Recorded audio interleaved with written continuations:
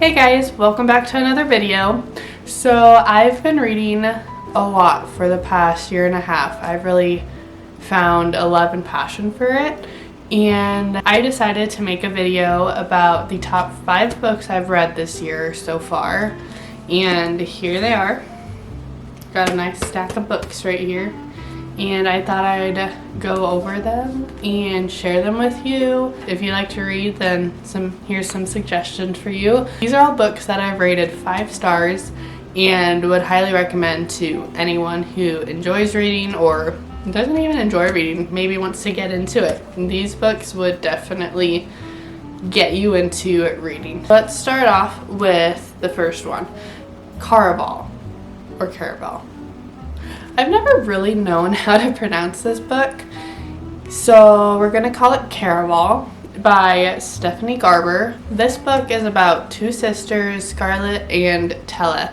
They live on an island with their very cruel, very abusive father, and they've never left the island before, but they've always dreamed of this game, this carnival that's put on by a man named Legend, who is a magical being. This game that he puts on called Caraval. They've always dreamt of going to it. They've heard stories of just how magical and amazing it is, and so Scarlett has been writing over the past 7 years. She's been writing notes to Legend wanting an invitation to Caraval. Well, this year is different because Scarlett is being set up for an arranged marriage by her father to a person she has never met, and Scarlett is a person who doesn't usually take risks and just does what she's told. But Legend ends up giving her and her sister Tella an invitation on a Caraval, and so Tella kidnaps Scarlett off the island to take her to Caraval, and once they get there, Scarlett loses Tella. Tella gets kidnapped by Legend, and in order for Scarlett to find her sister, she has to win the game of Caraval. So this book is really filled with a bunch of puzzles, riddles, mysteries. It's one of those books where the chapters will usually end on a cliffhanger, and so you just kind of keep wanting to read it. I really enjoy a mystery book, but I don't like the thriller aspect of a mystery, and so these kind of books are really nice for me. There is a slight bit of romance in this book also, which gives it a cute little storyline as well. The romance in this book is a closed door, so there's no spiciness in it, which I prefer in a book. I don't like when there's spicy scenes in a book because it's just something that shouldn't be reading. I don't think it's a good thing to read, and so usually when there's a spice scene or something in a book, I have to skip over it. When there's no spice scenes in it, it's great. And so this kind of romance book, it's not a romance book, but there's romance put into it, and so that's another reason why I enjoyed this book so much. The next book I really enjoyed is Heartbones by Colleen Hoover. Let me just preference by saying I don't usually read Colleen Hoover books because of the spice scenes that she puts in her books. I don't care for that, and so usually I just won't pick up her books because a majority of them will have a few spicy scenes, and by that point I'm skipping a third of the book, and that just doesn't make sense to me. So I don't usually read Colleen Hoover books, but this one was suggested to me by a friend, and so I thought I would give it a try, and I'm glad I did. This book is about a girl named Bea who has really only known poverty, and that's just how her living situation is with a drug addict mother. At the very beginning of the book, though, her mother dies and she's kind of left homeless. Bea plans on getting a volleyball scholarship to go to college and kind of turn her life around. Well, there's a couple months until she can go to college between her mother dying and her going to college, so she is kind of homeless and she doesn't have anywhere to go. Well, Bea has a father who left them when she was really young, and she doesn't really have a relationship with him, but he has a nice house out on out in Texas on a beach with this whole other family, and so Bea has to go live with her father so that she's not homeless. While she's there, she meets her half-sister and also a guy named Samson who seems to be this wealthy boy who she has nothing in common with. Well, they get to know each other a little bit more and realize they do have some things in common, and cute summer romance read. I enjoyed this book, just again, fun, cute summer romance read. There were some plot twists also that I wasn't expecting during this book, and that was really fun to read about. The next book is The Inheritance Games. This is a trilogy. I forgot to mention, Caraval is also a trilogy, which the trilogy has been pretty good. Inheritance Games, also a trilogy. It's very similar to Caraval, so I actually read this book first and loved it so much I wanted more books like this, and so I found Caraval from that. This book is also very similar, lots of puzzles, lots of riddles, very mysterious. Girl named Avery, she wants a better future, and so for herself, she doesn't have a mom or dad. She loves her half-sister, but it's not like the best living situation for her, and so she wants to get a scholarship to go to college to get a good job and kind of turn her life around. Avery gets lucky, and a billionaire named Tobias Hawthorne dies and leaves pretty much his whole inheritance to Avery.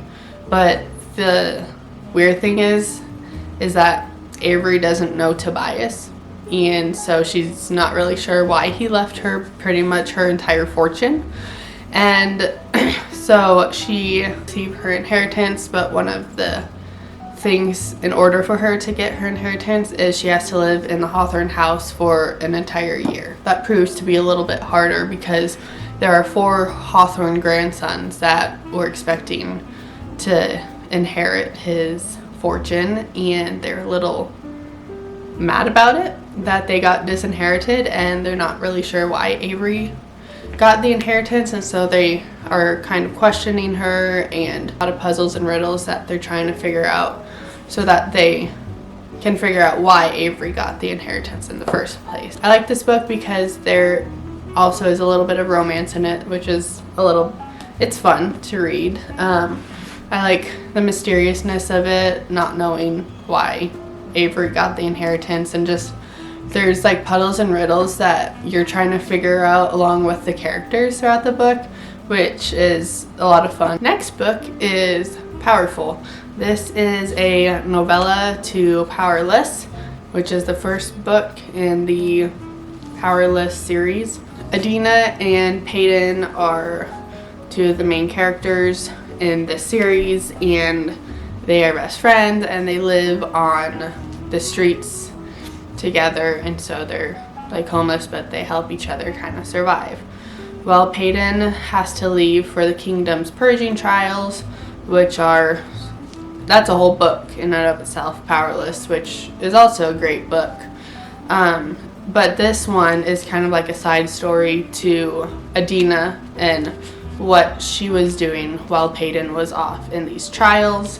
And so she finds a mysterious guy who they then plot together to help their loved ones in the purging trials, but then they find themselves kind of having feelings for each other, and it's just a really great side story to Adina, who is just like the sweetest character. If you have read Powerless, then you know what happens at the end of this book, but it was just very different to see this perspective of the ending versus the other perspective in Powerless, and so I did enjoy that, but it was also heartbreaking at the same time, and so it was definitely a love-hate relationship at the ending, but enough for me to rate it 5 stars. And just like after I read it, I couldn't stop thinking about the book for like a whole day after, and so in my mind that's kind of how you know it's a good book, is when you can't stop thinking about the characters and the plot line. Yeah, so this was really a great book, but also very heartbreaking at the same time. Alright, my last book, which I think is my top favorite book for sure. I think ever so far, which is saying something. That's pretty good. Better Than the Movies by Lynn Painter.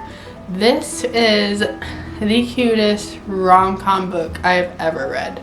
So the main girl is named Liz. She lives next door to her nemesis, Wes. And they've been nemesis? They've been enemies pretty much since childhood, when Wes would always pick on Liz. So Liz has always dreamed of pretty much starring in her own rom-com film. She's obsessed with rom-com movies, which thus the name. And so one day Liz's childhood crush comes back to school. His name is Michael. She's had a crush on him ever since they were kids and they were playing together. And so Liz wants to get asked to go to prom by Michael, but he still looks at her as this cute little kid he used to hang around with. So Liz kind of has to show him that she's not just a kid anymore. And turns out Wes and Michael, they're buddies. And so to get in with Michael, she has to kind of use Wes as her in. And so Liz plots to kind of fake date Wes, and so that's kind of her in to get closer to Michael. Well, she finds out Wes isn't all bad. Yeah, just a really cute rom-com book. It's closed door romance also, and so there's no spiciness to it, which is just perfect. Really fun and easy read, and just the writing gets you so connected with the characters that you're kind of feeling the giddiness that the characters are also feeling, and so it's just a really fun read. So yeah, these are all my 5-star, not all my 5-star, but these were my top 5 books that I've read so far this year, and I'm excited to find some more. So yeah, hope you enjoyed this video, and if you liked it, go ahead and subscribe. Yeah, I'll probably be making more book videos like this.